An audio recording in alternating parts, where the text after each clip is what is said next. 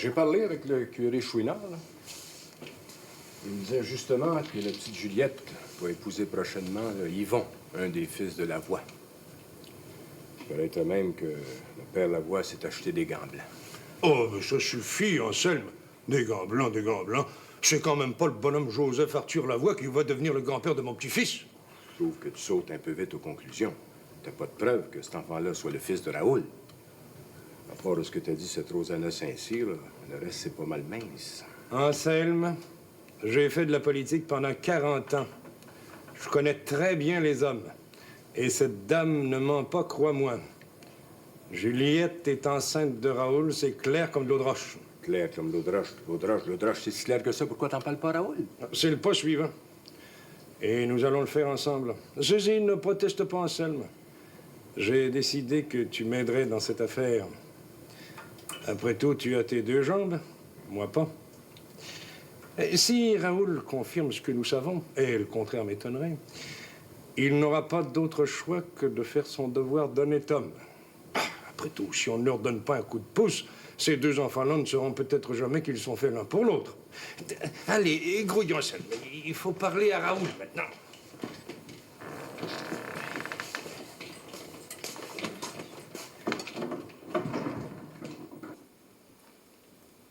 Je ne nie pas ses qualités, elle est d'une beauté remarquable.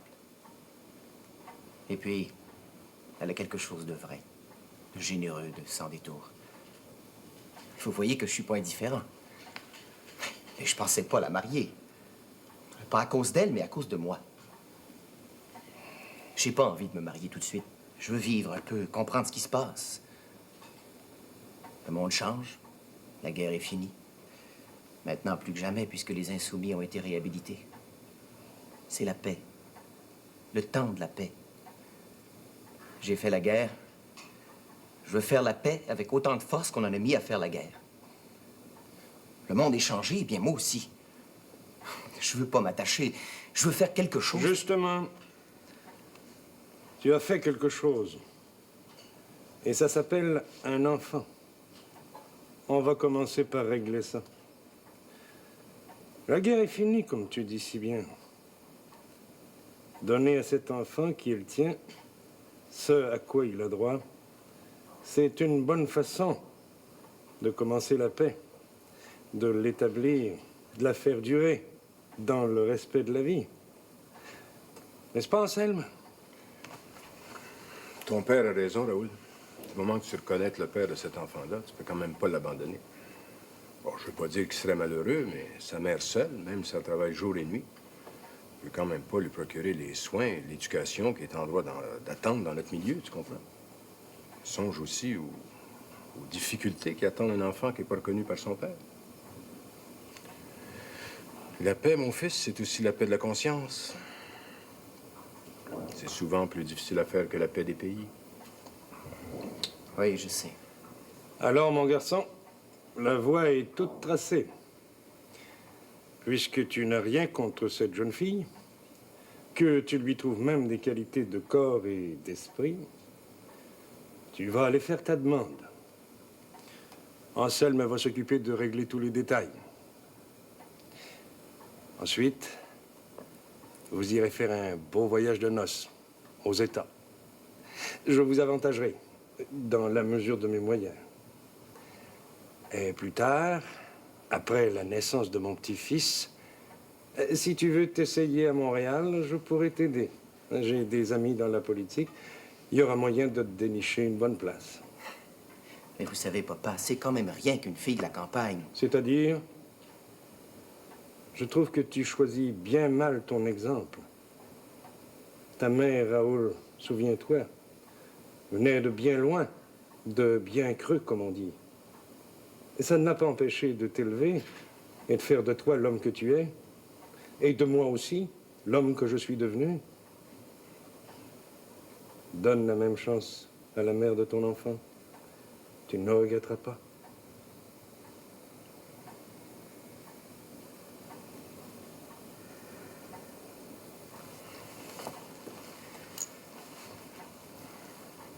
Je pense que vous avez raison, papa.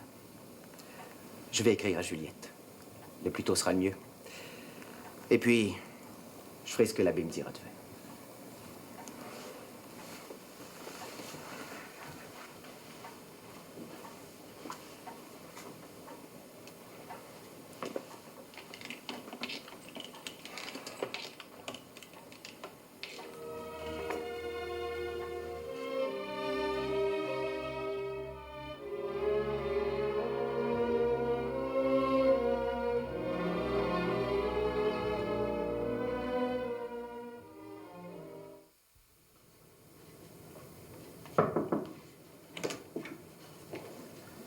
C'est Monsieur Fournier. Jeune, faites entrer, ma sœur. Entrez donc, Benoît, entrez. Ne faites pas attention à un vieillard débile qui doit faire son travail étendu sur son lit. Soyez-vous.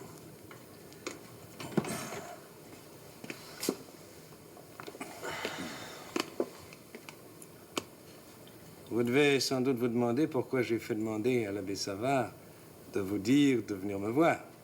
En effet, pour rien vous cacher. Mais je vous le dis tout de suite, Monsieur Savary, si je peux vous rendre service, n'hésitez pas à me demander quoi que ce soit. Vous êtes bien aimable, Benoît. Mais je ne crois pas qu'il s'agit de ça. J'ai une nouvelle à vous annoncer. Devinez-vous laquelle? Non, à vrai dire, je vois rien. Raoul ne vous a pas fait de confidence? Non, à quel sujet? Eh bien, c'est moi qui vais vous apprendre la grande nouvelle. Mon fils va se marier. Se marier? Avec qui? Ah, voilà qui va peut-être vous surprendre un peu. Avec la bonne de votre mère. Oui, Juliette. La jeune fille qui travaillait chez vous à la Malbaie cet été. Ah ben, goddamn! Mais j'y suis pour rien, moi, Monsieur Savary. Je l'avais mis en garde. Les servantes, c'est poison. Ne dites pas de choses désagréables, mon garçon. Ah, Raoul est très amoureux de cette jeune fille.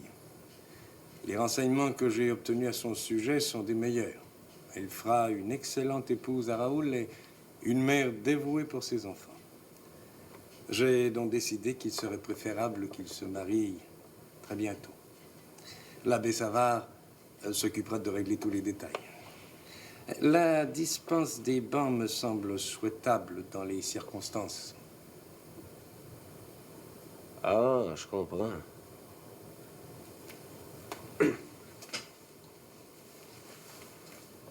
C'est pressé. C'est justement le genre de commentaire que je vais éviter. Et je compte particulièrement sur vous, Benoît. Je compte aussi sur vous pour que Raoul se dispose à ce mariage d'une façon positive. Autrement dit, qu'il ne soit pas dérangé par d'autres ambitions. Je vais faire mon possible. J'y compte. Ah, Raoul m'a dit que vous aviez décroché une belle situation chez Sanderson, Stewart et Bibo. Je vous félicite, Benoît. Je vous remercie. C'est une maison très importante. Je connais bien, et très bien même, Sanderson.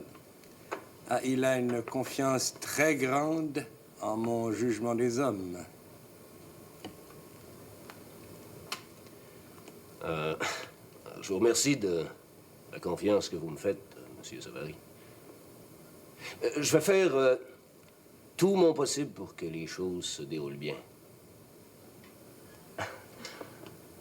Après tout, nos ancêtres étaient tous paysans et coureurs des bois, à une ou deux générations près. Ah, justement. Est-ce que votre arrière-grand-père Fournier ne venait pas de ce coin-là? Olivier, Cyprien, Amédée, Gédéon. Oui. Oui, il y avait une ferme là où se trouve actuellement le garage où travaille Lionel, le futur beau-frère de votre fils Raoul.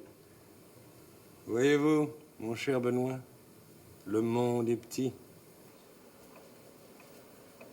Si j'avais su avant, j'aurais moins eu de peine. Mais je pouvais pas me faire à l'idée, à cause des autres enfants qui viendraient par la suite, qui auraient été les miens en propre. Puis j'aurais été tout seul avec Juliette, à savoir que le plus vieux n'était pas de mon sang. Je comprends, Yvon. Je comprends tes scrupules. Le pire, j'aurais pas pu y cacher la vérité à longue. Lui qui aurait toujours pensé que ce jeune flot-là était venu au monde pour être sa suite sur la terre. Il aurait fallu que j'y dise, ben non, Je me suis remis à haïr Juliette. Pour sûr que d'une manière ou d'une autre, c'est une affaire qui aurait pourri. Deux personnes ne peuvent pas rester en santé de leurs esprits avec un secret pareil. Puis, ce que c'est que vous venez de m'apprendre, monsieur le curé, ben, c'est comme un soulagement. C'est drôle, hein? Je devrais avoir douleur, puis je me sens immanquablement joyeux. Je te félicite. Je te félicite, mon petit garçon. T'aurais pu être habité par la vengeance, mais au lieu de ça, t'as profondément compris ce qu'est, ce que doit être la paternité. Plus fort de cette épreuve, tu seras mieux en mesure de te trouver une nouvelle épouse. C'est pas les belles et honnêtes jeunes filles qui manquent dans la paroisse ou dans les paroisses avoisinantes. Il faut se garder de l'esprit de clocher. Là-dessus, surtout. Les enfants sont plus forts quand on mélange le sang de la race. Juliette, c'était la plus belle.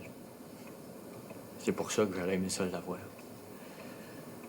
Mais là, c'est pas comme si c'était un autre gars de la paroisse. C'est différent.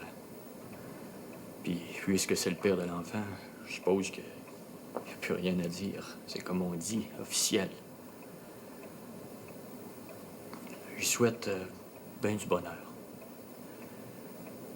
C'est du monde différent de nous autres. J'espère qu'elle n'ambitionne pas trop. Malgré sa faute, Juliette est une bonne chrétienne. Grâce à la prière, elle saura faire face à la destinée que la Providence lui réserve. J'en suis sûr. Amen. Amen. Comme ça, quand est-ce qu'il vient faire sa grande demande à lieutenant Juliette? Ben justement, dimanche. Dimanche? Demain, va falloir avertir le père. Affole-toi pas, là. Je vais y parler moi-même à Joseph Arthur.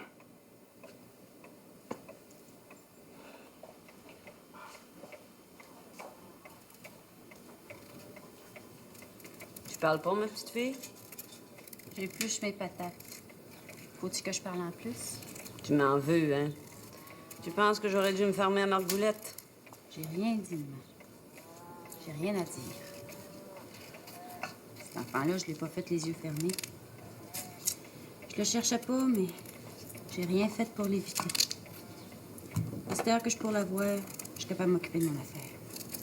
J'ai besoin de personne. Je prends exemple sur vous, maman.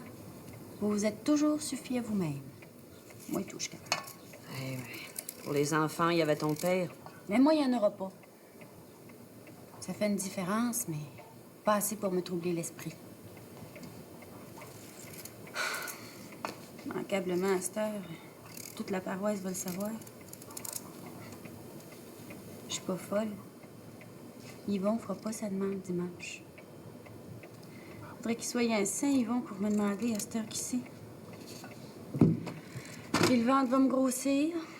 Mon oncle Isidore va s'en apercevoir. Il va faire aller son clapette. Ça va être la grande nouvelle dans la paroisse. Juliette, la fille à Rosanna, s'est cassée la cuisse pour un gars de la ville.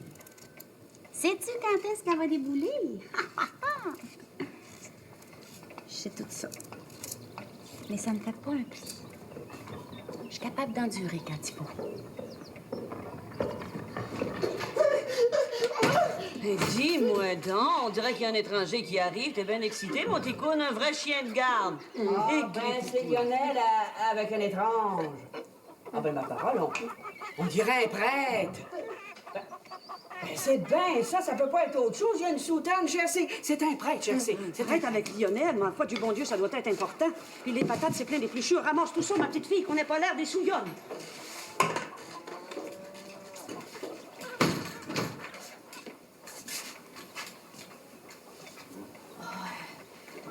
Bonjour. Excusez-nous. C'est l'abbé Savard, vient de Québec. Ah bon? Vous nous prenez en plein ouvrage. Si on avait su, on aurait fait le grand ménage. Hein? Excusez-nous. Lionel, tire donc une chaise au prêtre. Excusez-moi, c'est ma fille. Ma fille Juliette. Ah, Juliette. Et c'est Madame Bouchard, la grand-mère de mon défunt. Et puis, c'est mon fils Lionel. Je l'ai rencontré, celui-là. Ah bon, excusez-moi. Oh, lui, il est pas à nous, on l'a pris en élève. Hein? Il s'appelle Georges Aimé de son vrai nom, mais nous autres, on l'appelle Ticoun. Ticoun. Oui, Ticoun, oui. Eh bien, je suis venu vous voir, madame, pour une raison très sérieuse et particulière. Il s'agit de votre fille Juliette.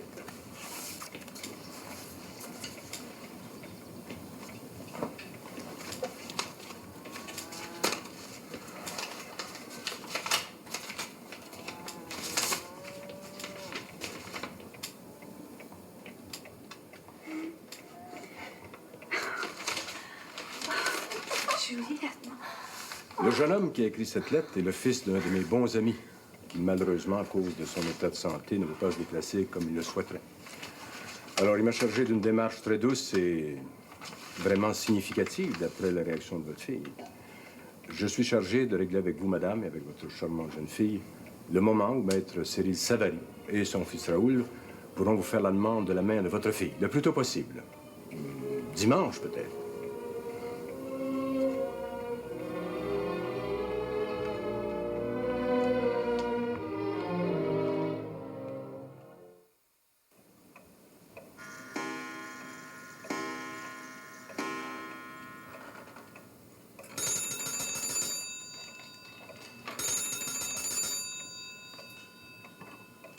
Allô? Oui, oui, il est ici, je vous le passe. L'abbé. C'est bon. Allô? Oui, c'est moi. Oui, oui, tout le monde est ici, oui. En un instant, je te passe. Madame Saint-Cyr.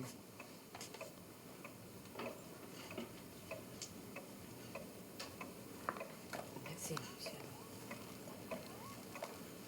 Allô? Madame Saint-Cyr, Cyril Savary, heureux de vous entendre. Excusez-moi de ne pas être auprès de vous pour cette occasion, mais je vous assure que malgré la distance qui nous sépare, je respecte, croyez-moi, tout le décorum qui s'attache à une si touchante cérémonie. Madame, accordez-vous à mon fils la main de votre fille Juliette? Oui, je pense bien. Oui, mais je pense que vous devriez y parler à elle. Juliette. Viens.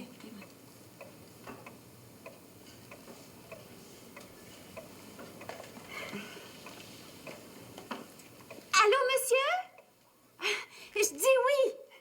Je vous connais pas, mais si vous ressemblez à Raoul, vous devez être bien fait. Je sais que je vous dois beaucoup. Vous me devez de beaux enfants, ma belle, et de rendre mon fils heureux. Je vous attends à Québec. Je vous embrasse. C'est au tour de Raoul de prendre la parole maintenant. À bientôt.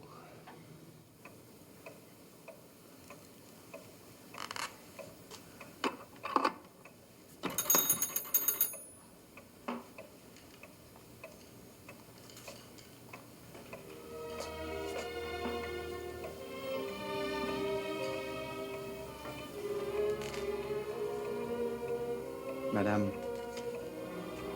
je souhaite que Juliette soit ma femme. Prends-la, mon garçon. Tu vois pas qu'elle est toute gagnée d'avance?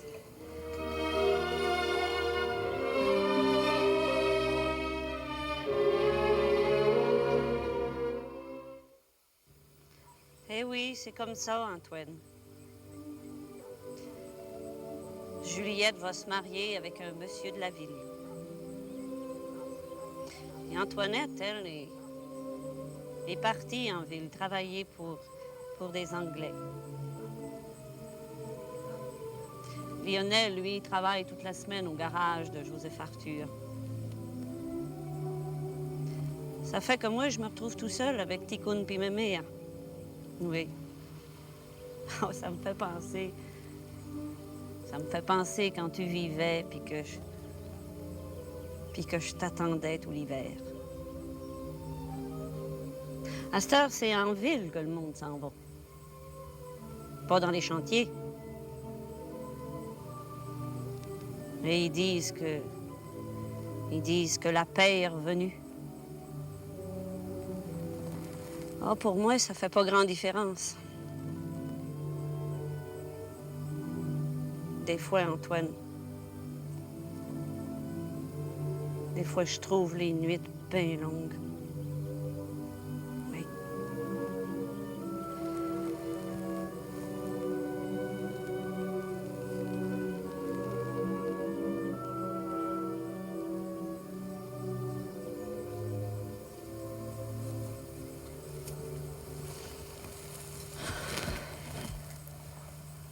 Ah, ben c'est toi, j'avais pas entendu venir. Ben oui, elle a changé d'idée. Alors, c'était pas un affront. C'est le naturel, des fois, qui nous pogne. Avant qu'on arrive à voir clair. Ah, je comprends ça. J'espère que toi, Rosanna, t'as pas changé d'idée. Parce que... je me suis grillé d'une paire de gants blancs que je sais plus quoi faire avec. T'as pas honte, mon mécréant, de venir me faire des propositions comme ça devant mon Antoine? Arrive. Je vais d'abord marier ma fille. Puis après ça, on aura tout le temps qu'il faut pour penser puis revoir à tes ardeurs. Joseph Arthur Lavoie.